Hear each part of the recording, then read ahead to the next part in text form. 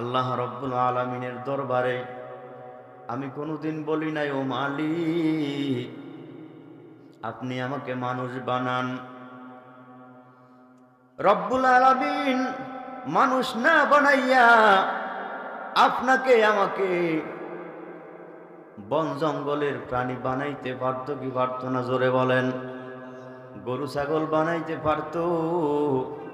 মালিক দয়া করে মায়া করে আপনাকে আমাকে মানুষ বানাইলেন। মানুষের মধ্যে যেই ধর্মটাকে আমার আল্লাহ নিজে মুহাব্বত করেন, পছন্দ করেন, কোরআনে আল্লাহ বলছেন ইন্নাদ-দীনা ইনদাল্লাহিল ইসলাম। মানুষ রে, তামাম পৃথিবীর বুকে ধর্মের অভাব নাই, ধর্মের অভাব নাই, বানাওয়ার ধর্মের অভাব নাই। আমি আল্লাহ প্রদত্ত ধর্ম হলো একমাত্র দ্বীন ইসলাম, দ্বীন হানিফ। সুতরাং আমি কোনোদিন মালিকের দরবারে বলি না, হে মালিক আপনি আমাকে মুসলমানের ঘরে জন্ম দেওয়ার ব্যবস্থা করেন, বলছিনি কেউ। দয়ার পরশে আল্লাহ মানুষ বানাইছেন, মুসলমানের ঘরে পাঠানোর ব্যবস্থা করেছেন। আমি কোনোদিন বলি নাই, ও মালিক শ্রেষ্ঠ পয়গম্বর, আখির জামানার পয়গম্বর, তিনি আসবেন সব নবীর পরে, কিন্তু ওই নবীর মর্যাদার সব নবীর উপরে সুবহানাল্লাহ বলেন। আমি কোনোদিন বলিনি আল্লাহ আখিরি জামানার পয়গম্বরের উম্মত আপনি বানান। মুসা নবীর উম্মত আল্লাহ বানাইতে পারতো, ঈসা নবীর উম্মত আমার আল্লাহ বানাইতে পারতো। মুসা নবীর উম্মত আল্লাহ না বানাইয়া, ঈসা নবীর উম্মত না বানাইয়া শ্রেষ্ঠ পয়গম্বর কিয়ামতের ময়দানে সর্বপ্রথম যিনি শাফাতে কুবরা লাভ করবেন, উম্মতের জন্য যিনি সর্বপ্রথম সুপারিশ করবেন, শাফাত করবেন, তিনি অন্য কেউ না রে, তিনি আমার নূরের নবী, তিনি আমার রহমতের নবী।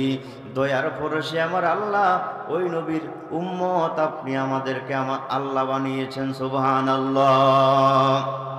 তাহলে তিনটা নিয়ামত এত বড়, এত বড়, কেউ যদি একটা নিয়ামতের শুকর আদায় করতে চায় আর বান্দা সাতাসাতি সেজদায় পড়ে যায়, একটা সেজদায় যদি কিয়ামত পর্যন্ত বান্দা থাকতে থাকে, ও নবীর উম্মত, ও নবীর উম্মত, কিয়ামত কায়েম হবে সত্য। তিনটা নিয়ামতের একটা নিয়ামতের শুকর আদায় করা সম্ভব হবে না। দেখো জাকুর आनो में आए मोहतरम, मुस्तफ़ा की उम्मती खैरुल उमाम। देखो जाकुर आनो में आए मोहतरम, मुस्तफ़ा की उम्मती खैरुल उमाम। ओ नबीर उम्मत, দয়ার নবী, মায়ার নবী, আমার রহমতের নবী দুনিয়ার জমিনে আইসা কালিমার দাওয়াত দেয়। আবু জাহাল কত বড় বেঈমান, রহমতের নবী, আমার নবীর চেহারা এত সুন্দর। আল্লাহর নবীর একজন প্রিয় সাহাবী হযরতে আবু হুরায়রা রাদিয়াল্লাহু তাআলা আনহু ডাক দিয়া বলে, ও দুনিয়ার মানুষ রে, আমার নবী এমন রহমতের নবী। সাহাবায়ে কেরাম ছিলেন অধিকাংশই গরিব, অসহায়, মা বাবা ছেড়ে রহমাতুল লিল আলামিনের হাতে কালেমা পড়ে মুসলমান হয়ে গেল। চতুর্দিক থেকে শুধু নির্যাতন হয়, মা বাবা বাড়ি থেকে বের করে দেয়, রহমতের নবীর কিনারায় আইসা পড়ে থাকে। ও নবীর উম্মত, সাহাবায়ে কেরাম ডাক দিয়া বলেন, আমরা অধিকাংশ সময় ক্ষুধা অবস্থায় আমাদের কাটত। একটা মানুষ একদিন, 2 দিন, 3 দিন পর্যন্ত না খাইয়া রহমাতুল লিল আলামিনের চেহারার দিকে যদি একবার ভালো নজর দিয়া তাকাইতো, একদিন, 2 দিন, 3 দিন নয়, 7 দিনের ক্ষুধার্ত একজন আল্লাহর বান্দা আমার নবীর রহমতের চেহারার দিকে যদি দরদ ভরা কণ্ঠ নিয়ে তাকাইতো, রহমত, প্রেম আর ভালোবাসা নিয়া, সাহাবায়ে কেরাম বলেন 7 দিন যে ক্ষুধার্ত ছিলাম, রহমতের নবীর চেহারার দিকে তাকাইলে 3 দিন, 5 দিন, 7 দিনের ক্ষুধা নিবারণ হয়ে যাইত। ও নবীর উম্মত, মায়ার নবী আমার ঘুরে ঘুরে ঘুরে ঘুরে মক্কার অলিতে গলিতে কালেমার দাওয়াত দেয়। আবু জাহাল আমার নবীকে মারে, আমার নবীর উপরে নির্যাতন করে। রহমাতুল লিল আলামিন চোখের পানি ফালাইয়া কান্নাকাটি করে, আর ডাক দিয়া বলে, ইয়া আইয়ুহান নাস কুলু লা ইলাহা ইল্লাল্লাহ তুফলিহুন। এরে বেঈমানের দল, বেদিনের দল, তোমরা বুঝো না আল্লাহ কিন্তু আসমান জমিনে পৃথিবীর কিছুই রাখবেন না, সব কিছু আল্লাহ আস্তে আস্তে করে ধ্বংস করে দিবেন। ইসরাফিলের ফুৎকারের মাধ্যমে আল্লাহ দুনিয়ার নিজাম ভেঙ্গে দিবেন। সুতরাং তোমরা পড়ো লা ইলাহা ইল্লাল্লাহ, আল্লাহ ছাড়া কোনো মাবুদ নাই। আল্লাহ ছাড়া কোনো মাবুদ আসেনি? জোরে বলেন, আল্লাহ ছাড়া কোনো মাবুদ নাই। লা ইলাহা ইল্লাল্লাহ, আল্লাহ ছাড়া কোনো মাবুদ নাই। আমাকে নবী বলে মানো, তাহলে তোমরা সফলতা অর্জন করবা। বলে, মুহাম্মদ কেমন সফলতা? ভালো করে একটু বয়ান করে বুঝাইয়া বলো।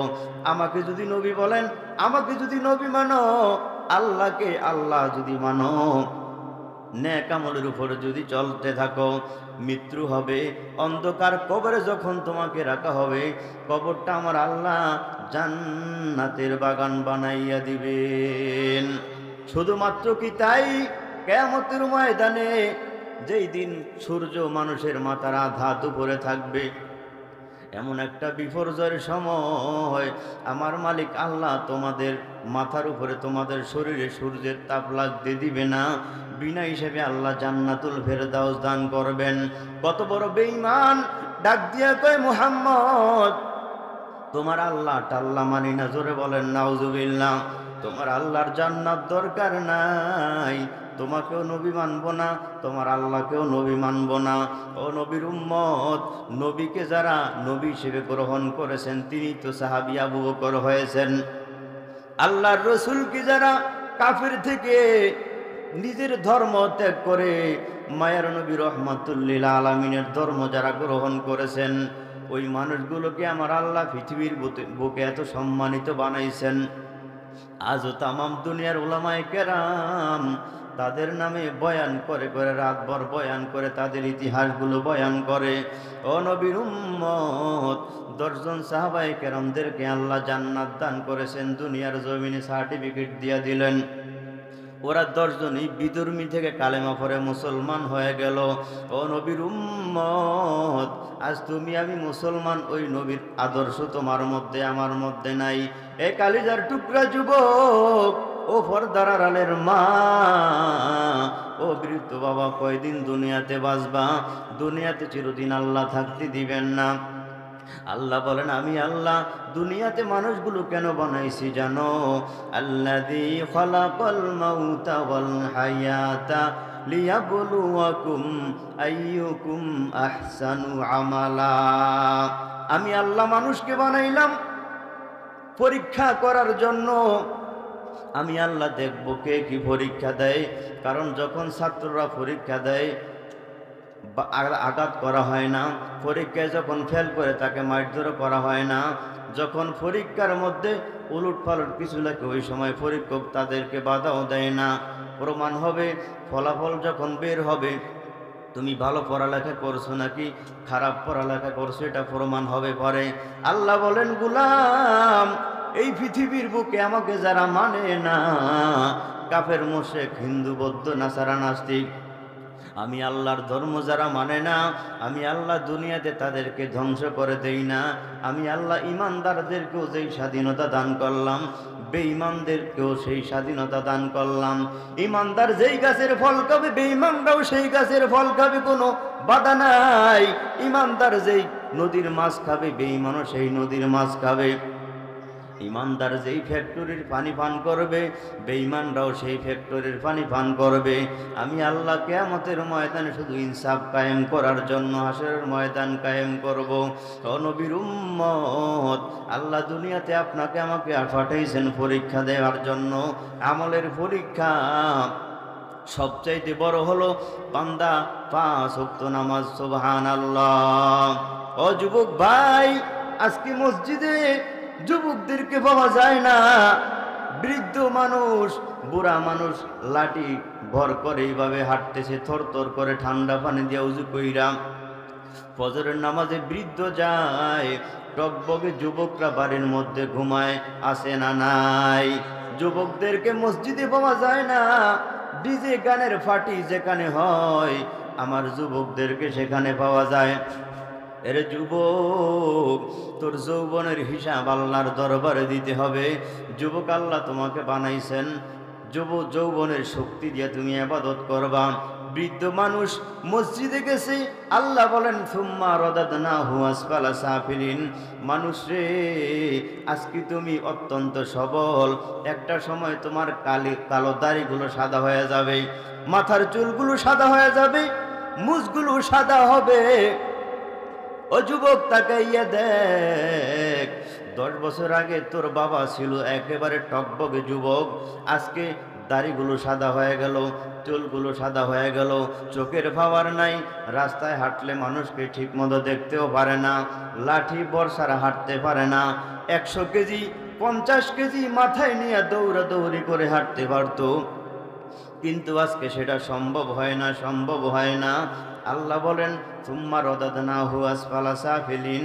মানুষকে আমি আল্লাহ আস্তে আস্তে দুর্বল বানাই, চামড়াগুলো তোমার ঢিলা হবে। ও যুবক, বৃদ্ধ হয়ে গেলে উজু ছাড়া অনেক মুরব্বী বাবারা নামাজ আদায় করে, মাথার দেমাগ ঠিক থাকে না, সেন্স ঠিক থাকে না। নাতি ডাক দিয়ে কয়, দাদা উজু চলে গেছে, আমি টের পাইছি। নাতিকে ধমক দিয়া দাদা বলে না, আমার উজু যায় নাই। কয়, দাদা উজু চলে গেছে, অজু ছাড়া নামাজ আদায় করেছে। ফেরেশতারা ডাক দিয়া বলে, মালিক অজু ছাড়া নামাজ আদায় করেছে, এখন কি করা দরকার, কিভাবে কি করা যায়? আমল নামায় গুনাহ লিখবো না সওয়াব লিখবো? কারণ উজু অবস্থায় উজু ছাড়া তো নামাজ আদায় করা যায় না, অজু ছাড়া নামাজ আদায় করা যায় না, মারাত্মক গুনাহ হবে, মারাত্মক গুনাহ হবে। ও নবীর উম্মত, আল্লাহ বলেন ফেরেশতারা রে, যৌবনের যখন বাহাদুরি ছিল, 20 বছর থেকে নিয়ে 60 বছরের আমল নামা তাকাইয়া দেখো, এই সময়ের মধ্যে যদি নেক আমল করে থাকে, বৃদ্ধ আজকে আমি আল্লাহ তাকে বিরুদ্ধ বানাইলাম, আমি আল্লাহ আজকে তাকে দুর্বল বানাইলাম, আজকে দাঁতগুলো উপরে একেবারে মাসুম বাচ্চা, ছোট বাচ্চার মতো হয়ে গেল, আমি আল্লাহ তো দুর্বল বানাইলাম। সুতরাং যদি যৌবনকালীন সময়টা ইবাদত করে থাকে, যদিও আজকে অজু ছাড়া নামাজ আদায় করেছে, অজু সহকারে নামাজ আদায় করলে কবুলিয়ত যেই নামাজের সওয়াব হয়, এই পরিমাণ সওয়াব বৃদ্ধের আমল নামায় লিখে দাও। আজান শুনে আসো যারা বিছানায়, তাদের জন্য কান্দেন নবী মদিনায়, তাদের জন্য কান্দেন নবী মদিনায়। সেই নবীর জন্য কি মায়া লাগে না? হায়রে মানুষ নামাজ কেনে পড়ো না? হায়রে উম্মত মসজিদে কেন আসো না? আজান শুনে আসো যারা বিছানায়, তাদের জন্য কান্দেন নবী মদিনায়। নবীর জন্য মায়া লাগে? এ যুবক জোরে বলো, নবীর জন্য কি মায়া লাগে? আরো জোরে বলো, নবীর জন্য মায়া লাগে? নবী আমার এখনো মদিনায় শুয়া শুয়া কান্নাকাটি করে। যুবক, তুমি আজকে সপ্তাহের পর সপ্তাহ, মাসের পর মাস দাড়িগুলো ক্লিন শেভ করো, আছে না নাই? নবী বলেন আমার সুন্নতের উপর আমল যারা করে না, যারা দাড়ির মধ্যে ফুল লাগায়, সে যেন আমার কলিজার মধ্যে ফুল লাগাইল। নাউজুবিল্লাহ বলেন। ও নবীর উম্মত, ও নবীর উম্মত, রহমাতুল্লিল আলামিন আমার মায়ার নবী কেমন নবী? আমার নবীর জন্য গাছ পাগল, মাছ পাগল, আমার নবীর জন্য আসমান পাগল, জমিন পাগল, আমার নবীর জন্য চন্দ্র সূর্য সব পাগল। শুধু একমাত্র গুনাহগার উম্মত শুধুমাত্র পাগল না। নবী আমার দুনিয়ার জমিনে হাসানের জন্য কান্না জুমার দিন যেই মিম্বরের মধ্যে খুতবা দিতেন পিছনে ছিল একটা খেজুর গাছ, যার নাম হলো উস্তনে হান্নানা। ওলামায়ে কেরাম জানে, ও নবীর উম্মত, সাহাবায়ে কেরাম বলেন, নবী আমার মসজিদের মিম্বরটা অনেক সুন্দর করতে চাই, মসজিদকে আমরা আপডেট করতে চাই, যদি একটু অনুমতি দেন, মসজিদকে আমরা মিম্বরটাকে সুন্দর করে সাজাইতে চাই। পুরান গাছ আর ভালো লাগে না গো নবী। সাহাবায়ে কেরাম রহমাতুল্লিল আলামিনের পারমিশন নিয়া মসজিদের মিম্বরকে তারা ভেঙ্গে, পিছনে ছিল একটা মিম্বরের ছিল একটা খেজুর গাছ, যেই খেজুর গাছের সাথে ট্যাক লাগাই আমার মায়ার নবী খুতবা দিতেন। সাহাবায়ে কেরাম সেই খেজুর গাছটাকে মাঠের কিনারায় নিয়ে ফালাইয়া রাখলেন। সাহাবায়ে কেরাম তাকাইয়া দেখে উস্তুনে হান্নানা মানুষের মতো চোখের পানি ফালাইয়া কান্নাকাটি করে, আল্লাহু আকবার। নবীর জন্য একটা গাছ কেমন পাগল! যুবক, আজকে তো আমার নবী গাছের জন্য কান্নাকাটি করে না, মাছের জন্য কান্নাকাটি করে না, তোমার জন্য আমার জন্য কান্নাকাটি করে। ওই নবীর আদর্শ তোমার মধ্যে আমার মধ্যে নাই, ওই নবীর সুন্নতের আমল তুমি আমি করতে জানি না। অথচ একটু তাকাইয়া দেখো, সামান্য একটা সাধারণ একটা মরা খেজুর গাছ কথা বলতে পারে না, হাউমাউ করে কান্নাকাটি করে। সাহাবায়ে কেরাম তাকাইয়া দেখে আর কেউ না, রহমাতুল্লিল আলামিন যেই খেজুর গাছে ট্যাক লাগাইয়া খুতবা দিতেন, উস্তুনে হান্নানা নামক খেজুর গাছ কান্নাকাটি করে। দৌড়াইয়া চলে গেল রহমাতুল্লিল আলামিনের দরবারে, ডাক দিয়ে বলে, নবী আমার উস্তুনে হান্নানা, যেই উস্তুনে হান্নানার সাথে আপনি খুতবা দিতেন ট্যাগ লাগাইয়া, সুতরাং আমরা উস্তুনে হান্নানাকে সেখান থেকে সরাইয়া দিলাম। নবী আমার তাকাইয়া দেখেন মানুষের মতো কান্নাকাটি করে, মানুষের মতো হাউমাউ করে কান্নাকাটি করে। ও নবীর উম্মত, রহমাতুল্লিল আলামিন উস্তুনে হান্নানার কিনারায় চলে আসলেন। উস্তুনে হান্নানাকে ডাক দিয়ে বলেন, উস্তুনে হান্নানা, তুমি কেন কান্নাকাটি করো, তুমি কেন কান্নাকাটি করো? রহমতের নবীকে আল্লাহ মানুষের ভাষা বোঝার তৌফিক দিয়েছেন, পশু পাখির ভাষাগুলো আমার নবী ব্যক্ত করতেন, তিনি ভালো করে বুঝতেন। রহমতের নবী আমার ডাক দিয়ে বলে, উস্তুনে হান্নানা, তুমি কেন কান্না করো, তুমি কেন কান্না করো? এবার উস্তুনে হান্নানা জবাব দেয়, নবী গো, যখন আমি আপনার মিম্বরের মধ্যে ছিলাম, জুমার দিন আপনি আমার সাথে টেক লাগাইয়া খুতবা দিতেন। আজকে আপনার সাহাবায়ে কেরামরা মিম্বরকে সুন্দর করে করবে, এই কারণে আমাকে এখান থেকে সরাই দিল, আমাকে আর এখানে রাখা যাবে না। সুতরাং যখন আমি আপনার শরীরের সাথে লাগতাম, আমি সমস্ত গাছের সাথে গৌরব করতাম, গর্ব করতাম। এর তামাম দুনিয়ার গাছ তাকাইয়া দেখ, রহমাতুল্লিল আলামিনের পবিত্র শরীর মোবারকের সাথে আমি লাগতে পারি, দুনিয়ার অন্য কোনো গাছ এইভাবে লাগতে পারে না। রহমাতুল্লিল আলামিন যখন মিম্বরে বয়ান করতেন, আমি খেজুর গাছের সাথে টেক লাগাইয়া খুতবা দিতেন। আজকে আমার দুঃখ, আর আপনার সাথে শরীরের সাথে আমার লাগবে না গো নবী, আপনার থেকে আমাকে আলাদা করে দিছে, আলাদা করে দিছে। মায়ার নবী আমার, রহমতের নবী উস্তুনে হান্নানাকে নবী আমার সান্ত্বনা দিলেন। উস্তুনে হান্নানার কান্দা বন্ধ হয় না। নবী আমার ডাক দিয়া বলেন, উস্তুনে হান্নানা, তুমি কেন কান্নাকাটি করো? ও ডাক দিয়া কয়, নবী গো, আপনি আমাকে জানাজার নামাজ পড়ে আপনি আমাকে কবরের মধ্যে রাখবেন।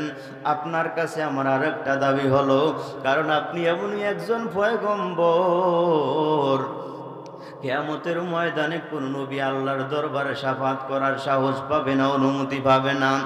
আপনি ছাড়া আমার আল্লাহকে কেউ শান্ত করতে পারবে না। ওই কিয়ামতের ময়দানে আপনার অনেক পাওয়ার আল্লাহ আমার আল্লাহ দিয়েছেন।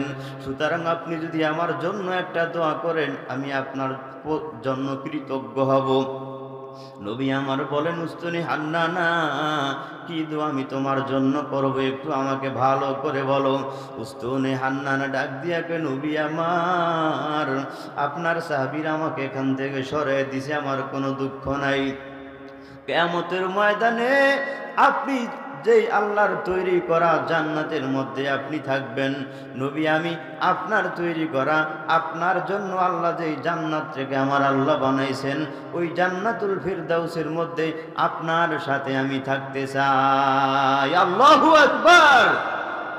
ও নবীর উম্মতের দল, রহমতের নবী আমার আল্লাহর দিকে হাত পারে পেতে ধরেছেন, ডাক দিয়া বলেন, মালিক একটু তাকাইয়া দেখো গো, শুধুমাত্র আমার সাহাবীরা আমার জন্য পাগল না, মানুষ আমার জন্য পাগল না, শুধুমাত্র জিনজাতি আমার জন্য পাগল এমন না, মৃত একটা খেজুর গাছ আমার জন্য, আমি নবীর ভালোবাসায় কেমন কান্নাকাটি করে, ওর সাথে আমি ট্যাগ লাগাই খুতবা দিতাম, এই জন্য আমার জন্য পাগল। আল্লাহ গো, তুমি আজকের আমার দোয়াটাকে ফিরিয়ে দিও না, আমার দোয়া কবুল করে নাও, উস্তুনে হান্নানাকে আমার সাথে জান্নাতের মধ্যে থাকার অনুমতি দাও।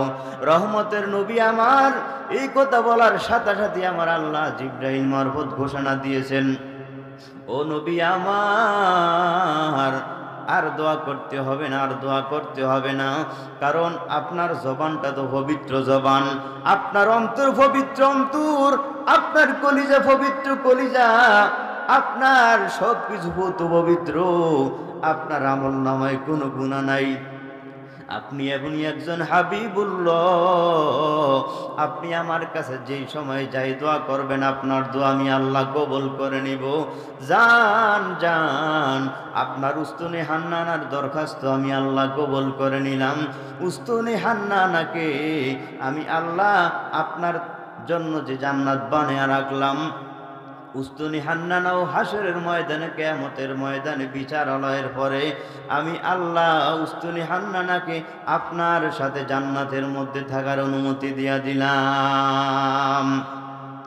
রহমতে আলম নবী, নবী দো জাহান, রহমতে আলম নবী, নবী দো জাহান, সাহাবীরা আতর বানাই ওই নবীজির গাম, সাহাবীরা আতর বানাই ওই নবীজির গাম।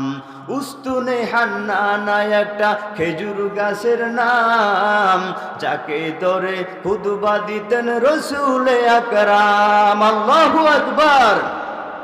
উস্তুনে হান্নানা একটা খেজুর গাছের নাম, যাকে ধরে খুতবা দিতেন রাসূল আকরাম। গাছটা নবীর বিরহে গাছ কাঁদিতে রহে, হতবাক হইলেন যত সাহাবায়ে কেরাম, হতবাক হইলেন যত সাহাবায়ে কেরাম। বলেন, রহমতে আলম নবী, নবী দো জাহান, রহমতে আলম নবী, নবী দো জাহান, সাহাবীরা আতর বানাই ওই নবীজির গাম, সাহাবীরা আতর বানাই ওই নবীজির গাম। ও নবীর উম্মত, গাছ নবীর জন্য পাগল, মাছ নবীর জন্য পাগল, শুধুমাত্র নবী আমার যাদের জন্য কান্নাকাটি করেন, রওজায় শুইয়া এখনো নবী মদিনায় শুইয়া শুইয়া কান্নাকাটি করে। ও নবীর উম্মতের দল, ও প্রাণের যুবক ভাই গো, আজ থেকে সুন্নতের উপর আমল শুরু করে দাও, মাথার মধ্যে টুপি লাগায় দাও।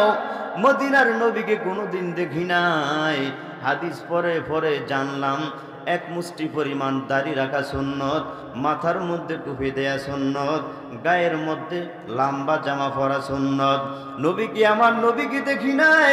এই নবীর আদর্শের কারণে আজকে সারা বাংলার জমিনের মানুষকে, আলেমদেরকে ভালোবাসে, কোরআনের কারণে ওলামায়ে কেরামদেরকে ভালোবাসে। সুতরাং গত রাত্রে একটা ভিডিও দেখেছি, কোন যেন নাস্তিক বেঈমান আল্লাহর কোরআনটাকে পায়ের নিচে রাইখা কোরআনের উপরে পাড়া দিতেছে। জোরে বলেন নাউজুবিল্লাহ। আজকে বাংলার জমিনের মুসলমান ভেদাভেদ ভুলে যাইয়া যদি সবাই এক প্ল্যাটফর্মে আসতি রে বাবা, ও যুবক ভাই, ভেদাভেদ না করে যদি এক প্ল্যাটফর্মে থাকতি, তাহলে বাংলার জমিনে দাঁড়াইয়া কোনো বেঈমান আমার আল্লাহর বিরুদ্ধে কোরআনের বিরুদ্ধে কথা বলার সাহস পাইতো না। ঠিক না বেঠিক? জোরে আওয়াজ দিয়া বলো। ও নবীর উম্মত, যে যে দল করি সেটা আলাদা, যার যার স্বাধীনতা আছে না নাই? কেউ এই দল করবে, কেউ সেই দল করবে, বাধা নাই। তবে আমার আল্লাহ নিয়ে, নবী নিয়ে যদি কেউ কটূক্তি করে, আমার মাদ্রাসা আমার মসজিদ নিয়ে যদি কেউ কটূক্তি করে, কোরআন সুন্নাহ নিয়ে যদি কেউ কটূক্তি করে, বাংলার জমিনে তাকে সুস্থ অবস্থায় হাঁটতে দেওয়া হবে না। ঠিক না বেঠিক? ও নবীর উম্মত, কিয়ামতের ময়দানে মায়ার নবীর শাফাত আপনার আমার দরকার আছে না নাই? আমার নবী দুনিয়ার জমিনে গরিবী হালতকে পছন্দ করেছেন, বড়লোকি হালতকে আমার আল্লাহ আমার নবী পছন্দ করেন নাই। ও মুসলমান, সারা বাংলার জমিনে বয়ানে যাইয়া দেখি গরিব শ্রেণীর মানুষগুলো শুধুমাত্র বয়ানে আসে। ধনী মানুষ ওরা মনে করে আমাদের টাকা পয়সার অভাব নাই, আমাদের টাকা পয়সার অভাব নাই। ওয়াজ শোনা হলো গরিব মিসকিনদের কাজ, এগুলো হলো ছোট লোকদের কাজ। বড় লোক মানুষ এমন বিছানায় বসবে তার লজ্জা লাগে। ও নবীর উম্মত, আলহামদুলিল্লাহ 100-র মধ্যে হয়তো বা 10 জন 20 জন বড় লোক থাকতে পারেন, অবশ্যই আছেন। আমি সবাইকে টার্গেট করে বলি না। ও গরিবের দল, বড় লোকের টাকা পয়সা দেখে আফসোস করিও না। আজকে গরিব আল্লাহ বানাইছেন, এটা তোমার জন্য পরীক্ষা। ও বড় লোক, তোমাকে আল্লাহ বড় লোক বানাইছেন, এটা তোমার জন্য পরীক্ষা। ও নারী, তুমি মনে করো যে আমাকে আল্লাহ কেন মহিলা বানাইছে? সংসারের কাজ করতে হয়, শ্বশুর শাশুড়ির হামকি ধমকি সহ্য করতে হয়, স্বামীর মায়ের সহ্য করতে হয়, সংসারের কত কিছু চেঁচাইতে হয়। আল্লাহ যদি আমাকে নারী না বানাইয়া পুরুষ বানাইতো, কামাই করতাম, শুধু ঘরের উপরে কর্তৃত্ব করতাম। ও নারী, তোমার জন্য নারী হওয়াটা আল্লাহর পক্ষ থেকে পরীক্ষা। ও পুরুষ, তোমার জন্য আল্লাহর পক্ষ থেকে এটা পুরুষ হওয়া পরীক্ষা। জোরে বলেন কথা ঠিক না বেঠিক? ও নবীর উম্মত, মায়ার নবী রহমাতুল্লিল আলামিন গরিবী হালতকে পছন্দ করেছেন। ও নবীর উম্মত, গরিব অবস্থায় যদি থাকে তার দিলটা সব সময় ভাঙ্গা দিল থাকে, ভাঙ্গা দিল থাকে। নবী বলেন, গরিব আমি মুহাম্মদ হইলাম বড় গরিব, সুতরাং আমি গরিবদেরকে ভালোবাসি। আমি মুহাম্মদ বড় এতিম, এতিম সন্তান দেখলে আজকে গলা ধাক্কা দেয়, গরিব দেখলে আজকে ঘৃণা করে। ছোট লোক গরিব যদি গাড়ির মধ্যে সিটের মধ্যে বসে, বড় লোক শার্ট প্যান্ট টাইওয়ালা সেই জায়গায় বসতে চায় না, আছে না নাই? এর গরিবের দল, আফসোস করিও না, আফসোস করিও না। গরিব আল্লাহ যদি আজকে বানাইছেন, টাকা নাই, পয়সা নাই, ক্ষমতা নাই, বিল্ডিং নাই, ইমান আমল মজবুত করো, 5 ওয়াক্ত নামাজগুলো আদায় করো। কিয়ামতের ময়দানে আমার আল্লাহ ধনী লোকের বড় লোকের 500 বছর আগে আমার আল্লাহ জান্নাতের মধ্যে ঢুকে দিবেন। জিকির করি লা ইলাহা ইল্লাল্লাহ, জোরে লা ইলাহা।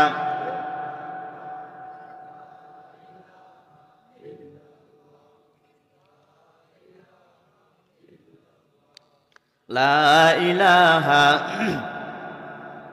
লা ইলাহা ইল্লাল্লাহ, লা ইলাহা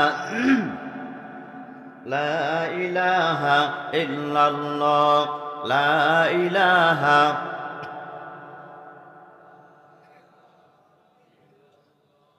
লা ইলাহা ইল্লাল্লাহ, লা ইলাহা ইল্লাল্লাহ, মুহাম্মাদুর রাসূলুল্লাহ সাল্লাল্লাহু আলাইহি ওয়াসাল্লাম। নবীকে কাফের বেঈমানরা নির্যাতন করে, অপমান করে। আমার নবী রহমতের নবী, আমি আগেই বলছি যে রসুলের চেহারার দিকে যদি ক্ষুধার্ত 1 সপ্তাহের একটা ব্যক্তি তাকাইতো, সাথে তার ক্ষুধা নিবারণ হয়ে যাইত। সুবহানাল্লাহ।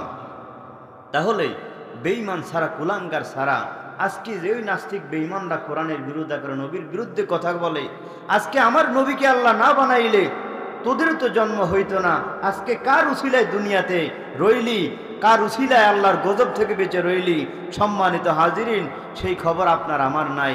আমি আপনি মনে করি যেই অন্যায় এবং অপরাধ আপনি আমি গোপনে করি, নবী বলছেন আল্লাহ অন্য কোনো নবীর উম্মতরা যখন কোনো গুনাহ করত, চেহারা পরিবর্তন করে দিতা, চুরি করতে যাইতো, সাথে জায়গায় ব্রেক হয়ে যাইতো, গুন্ডামি করত, কোনো অপরাধ করত, আসমান থেকে গজব আইসা তুমি তাদেরকে ধ্বংস করে দিতা। সুতরাং আমার উম্মতকে তুমি এমন অপমান করিও না, চেহারা পরিবর্তন করে দিও না। কিয়ামতের ময়দানে আমার উম্মতগুলোকে তুমি আমার হাতে সুপর্দ করে দিও। সুবহানাল্লাহ বলবেন না? আজকে আপনি আমি সেই নবীর আদর্শ মানি না, নবীজির আদর্শের কথা মানি না, আদর্শের কথা শুনতেও চাই না। ইসলাম অনুযায়ী দুনিয়াতে আপনার আমার জিন্দগি কাটাইতে পারি না। বড় দুঃখ এবং আফসোস, মুসলমানদেরকে মসজিদে পাওয়া না গেলেও আমাদের হিন্দু ভাইদের মেলায় এবং পূজায় মুসলমান কম না বেশি? এই দেশে সংখ্যালঘু কয়জন?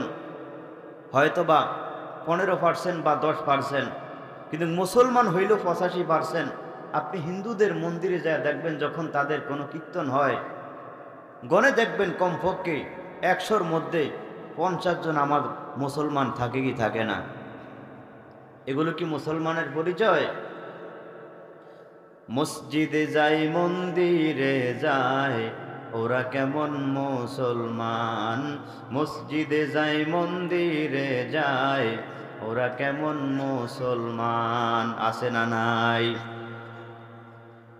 সম্মানিত ভাইরা আমার, রহমাতুল লিল আলামিন গরিবী হালাতকে আমার নবী পছন্দ করেছেন।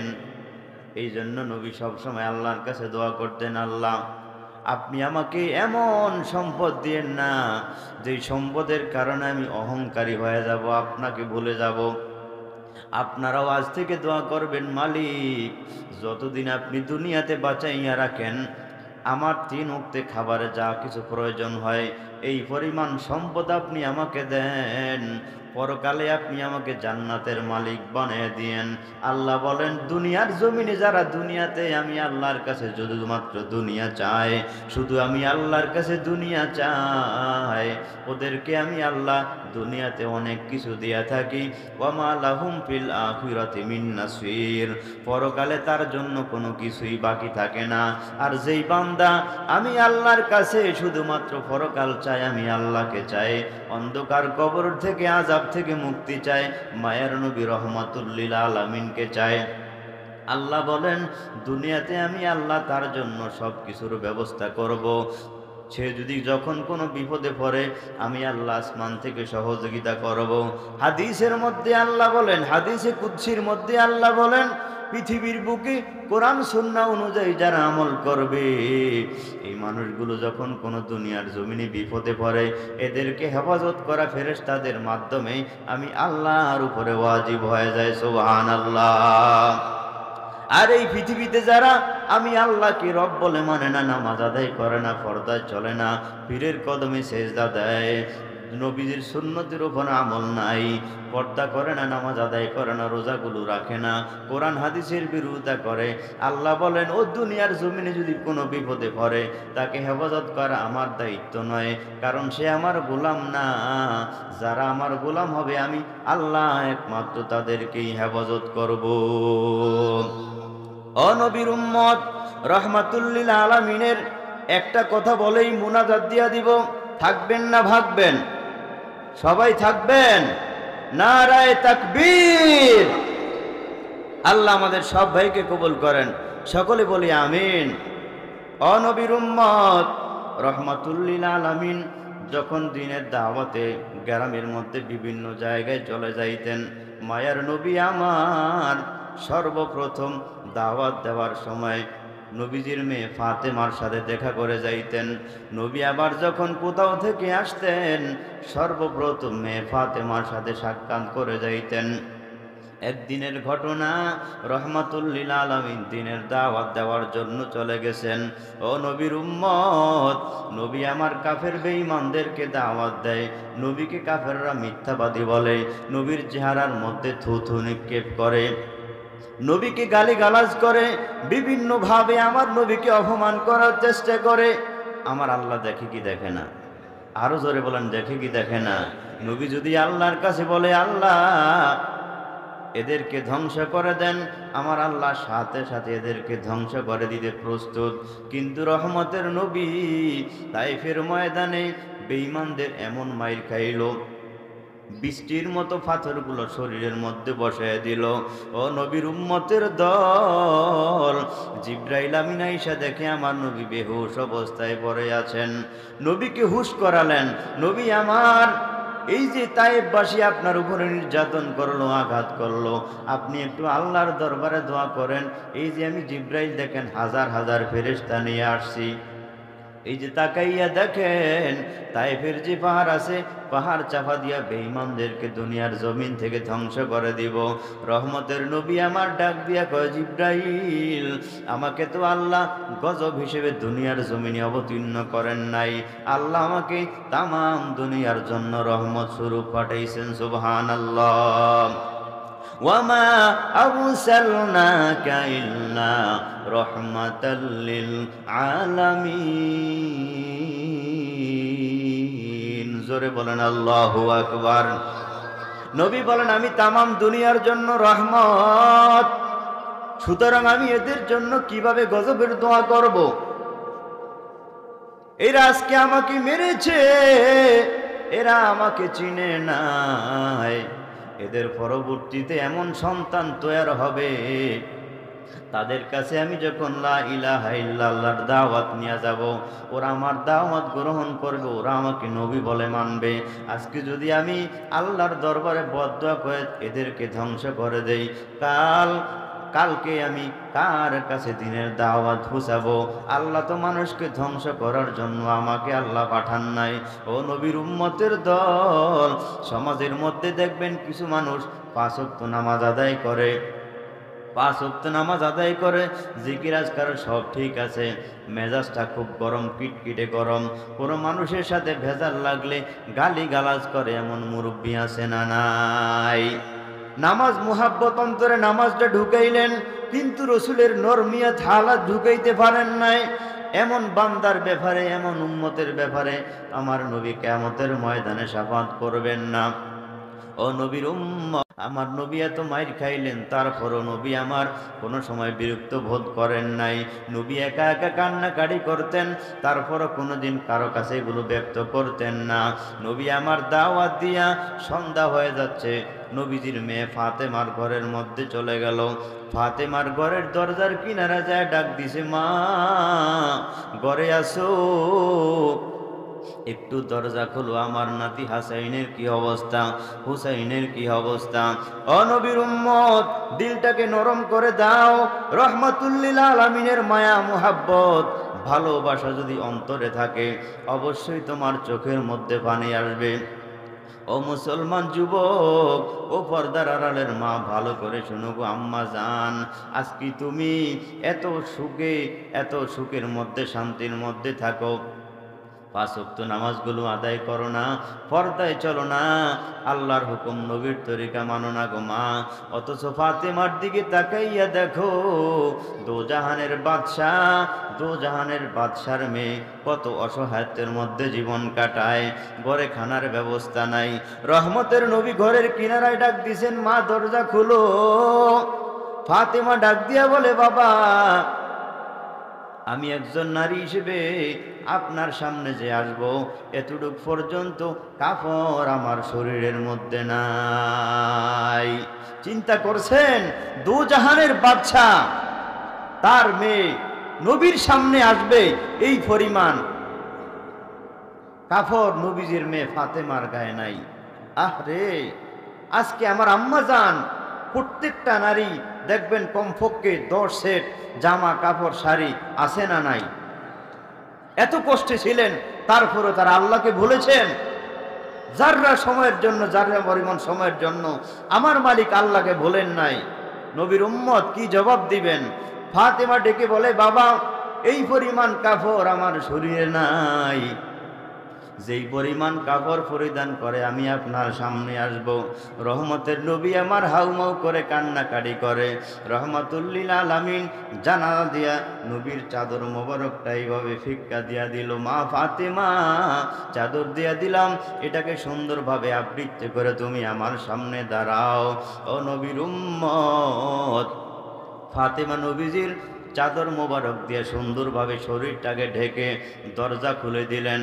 নবী আমার খোঁজ নেয়, আমার নাতি হাসান কই, আমার নাতি হুসাইন কই। রহমতের নবী আমার দুই নাতিকে কলেজা দিয়া ভালোবাসলেন। ও মুসলমান, ও শিবচর এলাকার মুসলমান, ও যুবক ভাই, ও পর্দার আড়ালের মা, ও বৃদ্ধ বাবাজি, ভালো করে শুনো। নবী আমার ডাক দিয়া বলে, মা, আমার নাতি হাসান কই, আমার নাতি হুসাইন কই। ফাতেমা চোখের পানি ফালাইয়া ডাক দিয়া বলে, বাবা, আজকে আমি এত অসহায়, আজকে আমি এত অসহায়, 3টা দিন পর্যন্ত আমার সন্তানের জন্য খানার ব্যবস্থা করতে পারি নাই রে বাবা। আজকে 3টা দিন আমার সন্তানের জন্য খানার ব্যবস্থা করতে পারি নাই। ওই যে তাকাইয়া দেখো, তোমার কলিজার টুকরা নাতি হাসান হুসাইন কান্নাকাটি করতে করতে জমিনের মধ্যেই ঘুমায়া গেল। রহমতের নবী আমার নবীর আলাপ পায়া হযরত হুসাইন রাদিয়াল্লাহু তাআলা আনহুর ঘুম ভেঙে গেল। হুসাইন ঘুম থেকে চোখ ডলে আর কান্নাকাটি করে আর বলে, না না, আজকে একটা বিচার করতে হবে, একটা বিচার করতে হবে, আজকে একটা বিচার করতে হবে গো নানা। ওই যে চুলার মধ্যে তাকাইয়া দেখো, 3টা দিন পর্যন্ত চুলার মধ্যে পাতিলা দিয়া, পাতিলার মধ্যে পানি এবং পাথর দিয়া আমাদেরকে তোমার মেয়ে সান্ত্বনা দেয়, বাবা তোমাদের জন্য খানা অপেক্ষা হইতেছে, একটু রেডি, একটু দেরি কর, তোমাদের জন্য আমি ফাতেমা খানা পাকাইতেছি। নানা গো, আজকে আপনার মেয়ের বিচার করতে হবে। রহমতের নবী আমার ডাক দিয়া বলে, হাসান হুসাইন, কান্নাকাটি করিস না রে নানা, কান্নাকাটি করিস না, অবশ্যই আমার মেয়ে ফাতেমার বিচার করব। তোমাদের সাথে আচরণ কেন করে? ও নবীর উম্মত, মায়ার নবী রহমাতুল্লিল আলামিন এই অবস্থা দেখে নবী আমার চোখের পানি ফালায়া কান্নাকাটি করেন আর ডাক দিয়া বলে, মালিক, আমার নাতি আজকে 3টা দিন পর্যন্ত ক্ষুধার্ত, ক্ষুধার তাড়নায় ছটফট করে কান্নাকাটি করে ঘরের মধ্যে ঘুমাইয়া গেল। ফাতেমা কান্দে, নবী আমার কান্দে, ফেরেশতারা কান্নাকাটি করে আর বলে, মালিক, তোমার কি একটু মায়া হয় না? তোমার কি একটু দয়া হয় না? যাকে তুমি না বানাইলে আসমান জমিন বানাইতা না, যাকে না সৃষ্টি করলে ভূখণ্ড আসমান জমিন কিছু বানাইতা না। আজকে তোমার নবী বড় অসহায়, নবীর পরিবার খানা না খাইয়া হাসান হুসাইন কান্নাকাটি করে। আল্লাহ ডাক দিয়ে বলে, ও ফেরেশতারা ভালো করে শোন, নবী আমার গরিবী হালতকে পছন্দ করেছেন। কিয়ামতের ময়দানে আজকে ক্ষুধার্তর জ্বালাকে আমি আল্লাহ কিয়ামতের ময়দানে জান্নাতের খাবার দ্বারা আমি আল্লাহ তাদের আশাকে পূরণ করে দিব। ও নবীর উম্মত, রহমতের নবী আমার হাসানকে কোলের মধ্যে জড়ায়া ধরলেন, কপালের মধ্যে চুমু খায়, গালের মধ্যে চুমু খায়। হুসাইনকে নবী আমার আদর করলেন। নবী আমার ডাক দিয়া বলে, হাসান হুসাইন, কান্না করিস না রে নানা, কান্না করিস না, কান্না করিস না, তোরা তো আজকে 3 দিনের ক্ষুধার্ত, একটু তাকাইয়া দেখ, তোর নানা তো 1 দিন আর 2 দিনের ক্ষুধার্ত না রে নাতি। ক্ষুধার তাড়নায় 7টা দিন ক্ষুধা থাইকা, ক্ষুধার জ্বালায় আজকে আমি নবী পেটের মধ্যে 7টা পাথর বেঁধে আমি হাঁটতেছি। ও গো নবীর উম্মতেরা, হয় আজি দিশে হারা, কোরআন হাদিস ছেড়ে চলো যখন যাহা চায় মনে, নবী বিনে কে তরাবে ফুলসিরাত মিজানে, নবী বিনে কে তরাবে ফুলসিরাত মিজানে।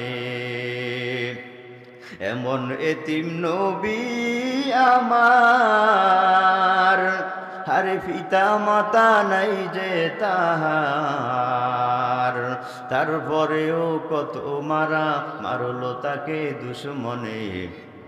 নবী বিনে কে তরাবে ফুলসিরাত মিজানে, নবী বিনে কে তরাবে ফুলসিরাত মিজানে। খুদার জ্বালায় নবী আমার বেঁধেছিলেন পেটে পাথর, খুদার জ্বালায় মাঝে মাঝে পরে যেতেন জমিনে, খুদার জ্বালায় কাতর হয়ে পরে যেতেন জমিনে। নবী বিনে কে তরাবে ফুলসিরাত মিজানে, নবী বিনে কে তরাবে ফুলসিরাত মিজানে। চলো চলো চলো মুমিন চলো নবীর সন্ধানে, নবী বিনে কে তরাবে ফুলসিরাত মিজানে। নবী ছাড়া কিয়ামতের ময়দানে আপনাকে আমাকে শাফাত করার আর কেউ আছে? অতএব নবীর সুন্নত পরিপূর্ণভাবে মানবেন না আংশিক মানবেন?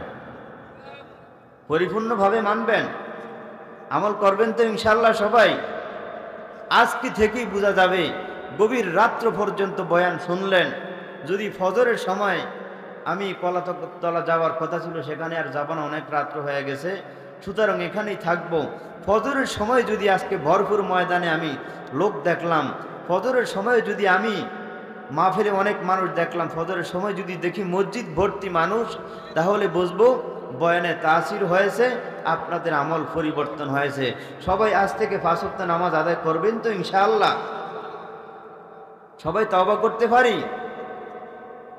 যতদিন বেঁচে থাকব নবীজির আদর্শকে পরিপূর্ণভাবে মানব, কোরআন সুন্নাহ মানব। আল্লাহ এই জন্যই দুনিয়াতে পাঠাইছেন। সুদ খাইবেন, ঘুষ খাইবেন, হারাম খাইবেন, এ কারণে আল্লাহ দুনিয়াতে পাঠান নাই। মানুষের মাথায় আঘাত করবেন, অপরাধ করবেন, অন্যায় করবেন, এগুলো করার জন্য কিন্তু আমার মালিক আল্লাহ পাঠান নাই। সম্মানিত হাজিরিন, ভাই দোয়া করে যাবেন। আসুন আমরা দোয়া করব, এখনই মোনাজাত করব ইনশাআল্লাহ। বেশি রাত করা যাবে না, যেহেতু ফজরের নামাজ আদায় করতে হবে। ঠিক না বে ঠিক? জোরে বলেন। আসুন আপনাদের যেই মোটামুটি যে আয়োজন, বিশাল আয়োজন, আলহামদুলিল্লাহ অনেক ভালো লাগলো। অনেক জায়গায় যুবক ভাইদেরকে পাওয়া যায় না, কিন্তু এই ময়দানে যুবকরা দেখি ময়দানের আনাচে কানাচে যুবকরা আছে না নাই? যুবক ভাই, তোমাদের কারণেই আজকে বাংলার জমিনে প্রত্যেকটা রাজনৈতিক দল তোমাদেরকে দিয়েই ক্ষমতা তারা পায়। কারণ বৃদ্ধ এদেরকে কেউ গণায় ধরে না, বাচ্চাদেরকেও কেউ গণায় ধরে না। মনে করেন আওয়ামী লীগ বাংলাদেশে টিকে রইল শুধুমাত্র যুবকদের বাহাদুরির কারণে। যুবকরা আজকে তাদের থেকে সরে গেছে, আজকে তারা ফলটে পড়ে গেছে। বর্তমানে যে সমস্ত দলগুলো আছে ওরাও যুবকদেরকে নিয়ে শুধু গৌরব করে এবং তাদেরকে সামনে খাটাইয়া তাদের নেতৃত্ব তারা নিজেদের অর্জন করে। অতএব আল্লাহ দুনিয়ার জমিনে এগুলো করার জন্য পাঠান নাই। আল্লাহ পাঠাইছেন কোরআন মানবি, নবীজির সুন্নতের উপরে আমল করবি, 2 নাম্বারই করবি না, ডিজে গানের ফাটি করবি না। বিবাহ শাদীর অনুষ্ঠানে বর্তমানে এমন অবস্থা দেখা যায় ভাইরা, মানুষ যেন 100 বছরের আগে যারা কবরে চলে গেছে, ডেক্সের বাড়ির ঠেলায় মানুষ যেন কবরের মধ্যে থেকে যুবক হইয়া উঠবে, এমন অবস্থা হয় কি হয় না? সুতরাং এই এলাকাটা ফকিরকান্দি যুব সমাজ যারা আছেন, এই এলাকার নেতা যারা আছেন, আপনারা যদি উদ্যোগ নেন যেখানে বিবাহ শাদীতে কোনো গান বাজনা হবে না। সমাজে বাজে না? আলহামদুলিল্লাহ, আলহামদুলিল্লাহ বলেন। আপনি আপনাদের জন্য দোয়া করি, আপনারা এই অবস্থানটা ধরে রাখবেন। আমাদের ভোলা জেলায় ভোলা সদরই একটা বাজার, যে বাজার নাম হলো রতনপুর বাজার, বিশাল বড় একটা বাজার। ওই বাজারের আশেপাশের কিছু মানুষ যারা চরমনায় যায়, দাওয়াতে তাবলীগের কাজ করে, এই মানুষগুলো কমিটিতে আছে। তারা একটা আইন করলো বাজারে, যে আমাদের বাজারে কোনো টিভি থাকবে না। আপনি সারা বাংলার জমিনে কোথাও ভাবেন না যে টিভি ছাড়া কোনো বাজার নাই। যদি আমি মিথ্যা বলে থাকি আমার সাথে লন, আগামীকালকে আমার মাহফিল একবারে সেই বঙ্গোপসাগরের কিনারায়। সুতরাং সেখানে যায় দেখবেন বাজারের মধ্যে কোনো দোকানে একটা টিভিও নাই। অনেক মনে করে যে টিভি না থাকলে ব্যবসা বাণিজ্য হয় না। এটা গজব। গুনাহের মাধ্যমে আপনার ব্যবসাটাকে, পবিত্র ব্যবসাকে কেন আপনি হারাম করতেছেন? অতএব গান বাজনা ছাড়াও যে ব্যবসা বাণিজ্য রসুলের সুন্নত, এটা করা যায়, আমাদের সেখানের বাজারটাই পরিপূর্ণভাবে সাক্ষ্য। তাই আসুন আমাদের ঘরকে পবিত্র করি। আমি নিজেও নামাজ পড়ব, সন্তানদেরকে আমি নামাজের আহ্বান করব, আমার বিবিকে আহ্বান করব। শুধুমাত্র আমি দাওয়াতে তাবলীগের কাজ করলাম, চরমনার ময়দানে গেলাম, আমি একা একাই নামাজ পড়লাম, আমার ঘরে যুবক ছেলে নামাজ পড়ে না, আমার মেয়েটা পর্দায় চলে না, উল্টো পাল্টা চলে, দাড়ি রাখে না, সুন্নতের আমল নাই, আপনি যদি আরেকজনকে বয়ান করেন কোনোদিন আপনার বয়ানে তাসির হবে না। ঠিক না বে ঠিক? জোরে বলেন।